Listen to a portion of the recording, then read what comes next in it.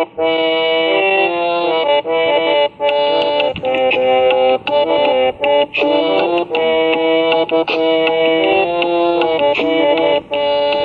नैनों में बाबा, ख्यालों में बाबा, ये नैनों में बाबा, ख्यालों में बाबा, जिधर देखती हूँ तेरी याद आए, तेरा हर वचन मेरे मन को लुभाए, तेरा हर वचन मेरे मन को लुभाए, तुझे देख कर हर कली मुस्कुराए, ये नैनों में बाबा।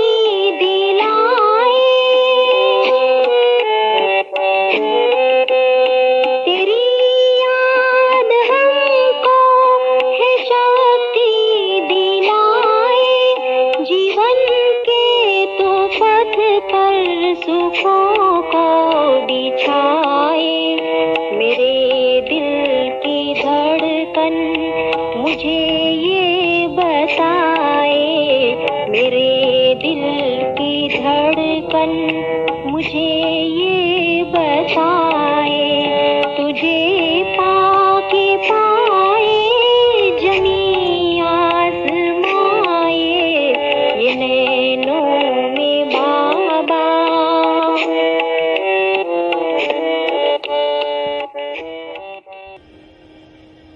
ओम शांति। हम सभी 18 जनवरी के निमित्त ग्लोबल साइलेंस रिट्रीट कर रहे हैं। 3 दिन पूरे विश्व में 20 लाख ब्राह्मण एकाग्रता से, दृढ़ता से, दिल के गहरे प्यार से अपनी पवित्रता की स्थिति को पॉलिश करने के लिए और भी चमकीला बनाने के लिए अलग अलग समय पर बाबा की मीठी याद में भट्टी करेंगे, तपस्या करेंगे। तपना है जो हमारे प्यारे ब्रह्मा बाबा ने अपने आप को तपा करके एकदम चमकीला सोना बना दिया, शाइनिंग गोल्ड बना दिया। ऐसी योग अग्नि में अपने आप को जलाकर पुरानेपन की अलॉय को भस्म किया। ऐसा एक ज्वाला का रूप, ऐसा अनुभव किया और कराया।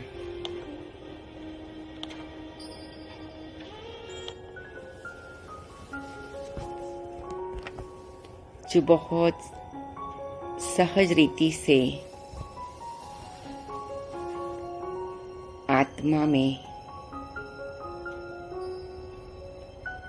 वो शुद्धिकरण हो गया। समस्त मानव जाति के कल्याण के लिए अब केवल एक ही बात बहुत बड़ी दवाई कहो, दुआ कहो, शक्ति का स्तोत्र कहो, मुक्ति का वरदान कहो, तपस्या करना और औरों को तपस्या के लिए प्रेरणा देना। आंतरिक तपस्या है, बाह्य तपस्या है, उपराम होने की तपस्या है, वैराग्य की तपस्या है, अपने मन पर ध्यान रखने की तपस्या है, बुद्धि को एकाग्र करने की तपस्या है,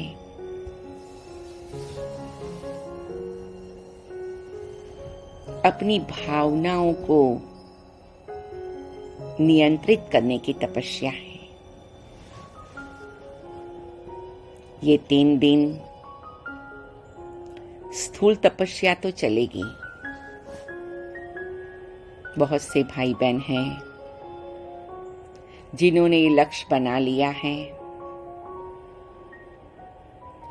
कि हम कंप्यूटर और फोन का मिनिमम यूज करेंगे, कोशिश करके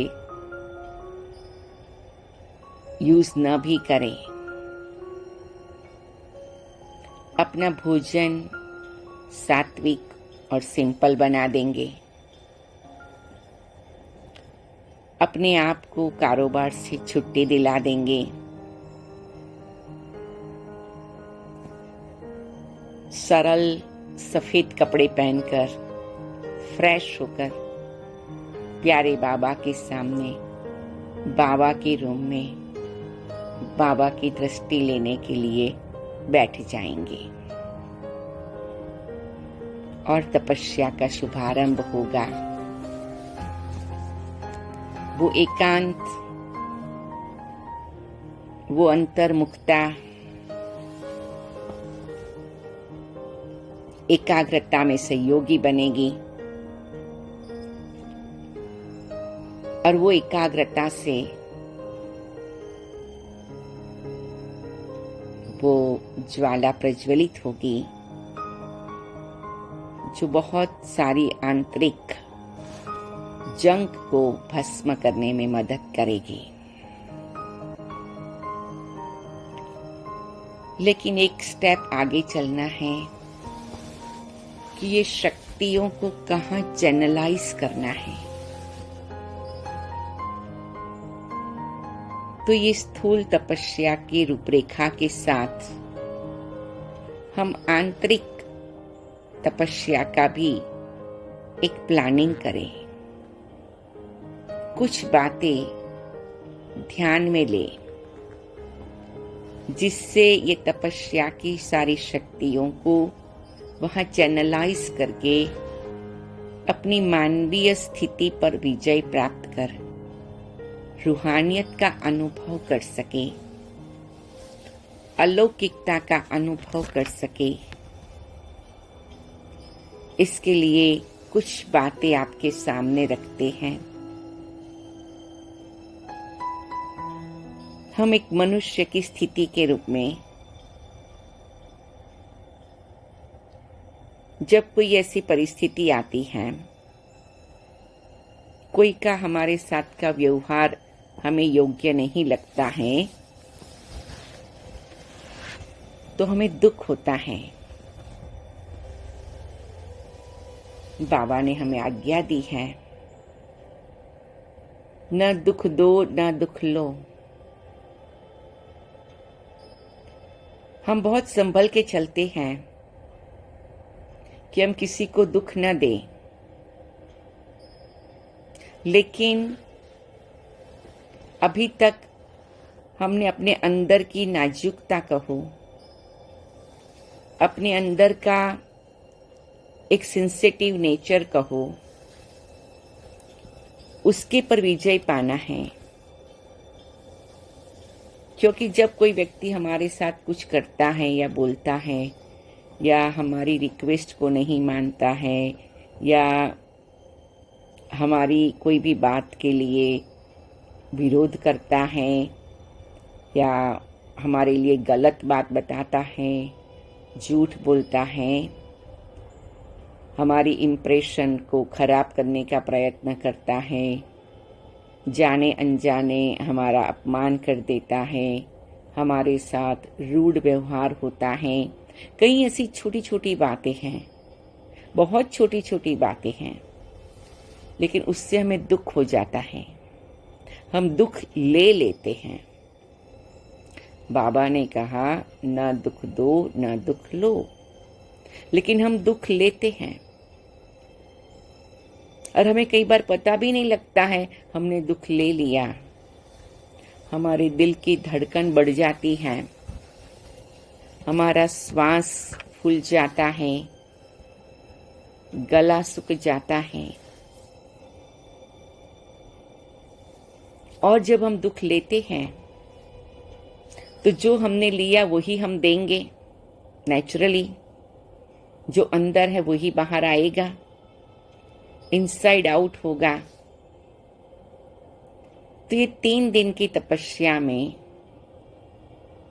थोड़ा सेल्फ चेकिंग करें, आत्मदर्शन करें, अंदर से देखें कि मैं कहाँ कहाँ कौन सी बात में सेंसिटिव हूँ, कि जरा भी कुछ भी होता है तो मेरा मन परेशान हो जाता है। तो आज हम दृढ़ संकल्प करेंगे कि मैं इन सभी बातों पर, जिसको हम कहेंगे ह्यूमन माइंड सेट, मानवीय रीति से सोचने का तरीका, जैसे मनुष्य होता है उसको ये बातें फील हो जाती हैं, लेकिन मैं हूँ योगी, राज योगी, योगेश्वर बाबा की योगेश्वर संतान, फरिश्ता ब्रह्मा बाबा की फरिश्ता बनने वाली आत्मा, अव्यक्त बाप दादा की अव्यक्त बनने वाली आत्मा। तो ब्रह्मा बाबा ने ये पुरुषार्थ किया था। ये बहुत अटेंशन रखना पड़ता है और ये भी एक बहुत बड़ी आंतरिक तपस्या है। और ये 3 दिन की तपस्या नहीं है, ये रोज की तपस्या है। लेकिन 3 दिन में हम जो शक्ति प्राप्त करें उसको आत्मदर्शन करके हमारे ये जो सेंसिटिव नेचर का एरिया है उसको शक्तिशाली बनाए, उसको हम ऐसी योग की शक्ति, बाबा के प्यार की शक्ति, ज्ञान की शक्ति, रियलाइजेशन की शक्ति, समझ की शक्ति से उस एरिया को भरपूर कर दें। हमारा देखने का, सोचने का ऐसा तरीका हम बना दें ताकि उस आत्मा के प्रति तुरंत रहम भाव आ जाए, तुरंत शुभ भाव जागृत हो जाए, तुरंत कल्याण का भाव जागृत हो जाए। हमें ज्ञान के हिसाब से पता लगता है ये व्यक्ति मेरे साथ ठीक व्यवहार नहीं कर रहा है, लेकिन वो हमारे दिल दिमाग को स्पर्श नहीं करता है। वो दुख की लहर नहीं लाता है, लेकिन रहम की लहर लाता है, करुणा की लहर लाता है, क्षमा की लहर लाता है। उस आत्मा के प्रति यही संकल्प आता, मीठे बाबा इस आत्मा को भी प्यार भरी दृष्टि दे दो। प्यारे बाबा इस आत्मा को भी तीसरा नेत्र खोल दो। इस आत्मा को भी आपके प्यार का, चंदन का स्पर्श लगा दो, पारस का स्पर्श लगा दो, जैसे मुझे लगाया है। तो जब भी हम कोई भी ऐसी बात देखें तो हमारे संकल्पों में इतनी ताकत हो, उस आत्मा के प्रति की हमारी भावनाएं तुरंत इतनी ऊंची क्वालिटी की बन जाए, ऐसी श्रेष्ठ बन जाए जो हमें दुख न हो, लेकिन हमारे शुभ भावना के वाइब्रेशन से हमारी आंतरिक शक्ति की मजबूताई को प्रतिबिंब मिले। जो बाबा ने कहा है, सुख दो और सुख लो, तो उस आत्मा को कुछ ऐसे सुंदर वाइब्रेशन, कुछ ऐसे श्रेष्ठ संकल्प, कुछ ऐसे बाबा की दृष्टि की एनर्जी हम प्रदान करें, जिससे उस आत्मा को हीलिंग मिले, उस आत्मा को उसके व्यवहार के बदली में एक अंदर की शीतलता या शांति या शक्ति मिले, उसको परमात्मा के प्यार का ऐसा अनुभव हो। और हो सकता है उस व्यक्ति का व्यवहार वो मेरे कोई कार्मिक अकाउंट का प्रतिबिंब है, तो मेरे वो कार्मिक अकाउंट भी पॉजिटिव में चले जाए, श्रेष्ठ कर्म में चले जाए, क्योंकि मेरी कांस्टेंट उस आत्मा प्रति दया की, करुणा की, रहम की, क्षमा की और कल्याण की शुभ भावना रही।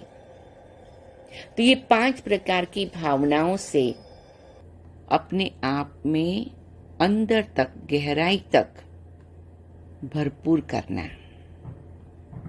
जितना ये भावनाओं से मेरी आत्मा संपन्न बनेगी, उतना एक तो अन्य आत्माओं का प्रभाव मुझे नहीं होगा, और दूसरा मैं इन आत्माओं को, इन भावनाओं का रंग लगा सकूंगी, और इस रीति से मेरा जीवन बहुत सहज और सरल बन जाएगा, और अन्य आत्माओं को भी उसका बहुत बड़ा सहयोग मिलेगा। तो 3 दिन की तपस्या में, 3 दिन की भट्ठी में हमें केवल स्थूल रीति से नहीं, लेकिन इस प्रकार से सूक्ष्म दर्शन करना है, चेकिंग करना है, और उसको ऐसी महान भावनाओं की शक्तिशाली स्थिति में पहुंचाना है। तो जैसे हमें लगेगा कि हम एक लेवल आगे बढ़े हैं। 3 दिन के बाद लगे कि हमारे में कुछ ऐसा आंतरिक परिवर्तन आया है, जिससे हमें लगे कि जैसे कि हम कहीं जाकर के आए हैं, हम कुछ अंदर से अपने आप को रिफ्रेश करके आए हैं। ऐसा नहीं हम केवल योग में बैठे और कोई विशेष लक्ष्य नहीं हो, बीच में थोड़ी नींद आ जाए, थोड़े और कोई संकल्प आ जाए, नहीं, हमारे पास बिल्कुल क्लियर लक्ष्य है, बिल्कुल क्लियर हमारी दृष्टि के सामने हमारा किस प्रकार का स्वरूप बनाना है, वो हमारे सामने एक चित्र के रूप में है। जो पुरुषार्थ हमारे मीठे प्यारे ब्रह्मा बाबा ने किया, वो हमारा फॉलो फादर, वो हमारा लवलीन स्थिति का प्रूफ रहेगा। क्योंकि भट्ठी के बाद हमें ऐसा विशेष रूप से अपना ही आंतरिक आत्मा के ऊपर के लेयर्स को खत्म करने का अनुभव करना है। जो आने वाले परीक्षाओं के दिन, चाहे नेचुरल कैलामिटीज हो, विनाश का और कोई बाह्य रूप हो, या हमारी अंतिम तैयारी हो, जो अंतमति सुगते होना है,